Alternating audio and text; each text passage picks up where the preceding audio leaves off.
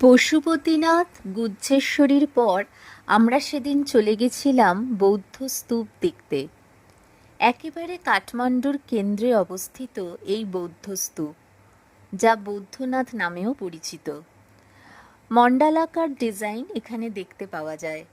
বৌদ্ধ স্তূপের মধ্যে যেটি সবচেয়ে দৃষ্টি আকর্ষণ করে সেটি হল বুদ্ধের দুটি চোখ।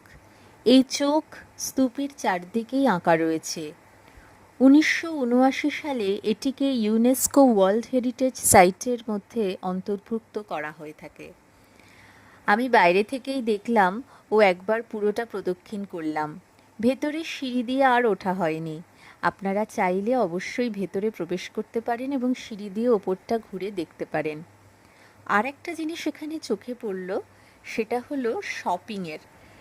এখানে শপিং করার অনেক কিছু রয়েছে টুকটাক।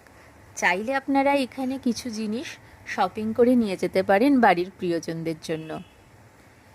এদিনকে আমরা পুরো টিম চলযাইয়ের এখান থেকে ঘুরে হোটেল ল্যান্ডমার্কে ফিরে গিয়েছিলাম এবং সেখানেই লাঞ্চ করে নিয়েছিলাম। তারপর বিকেলের দিকে অনেকে স্বয়ম্ভূনাথ গেছিল, কিন্তু আমরা কিছুজন ছিলাম যারা আমরা আর যাইনি সেখানে, কারণ সন্ধেবেলা আমাদের ব্রিফিং সেশন ছিল।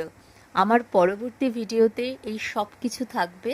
আপনারা অবশ্যই আমার ফেসবুক পেজে পরপর ভিডিওগুলো দেখতে থাকুন। লাইক করুন, কমেন্ট করুন, শেয়ার করুন। কেমন লাগছে আপনাদের অবশ্যই জানাবেন।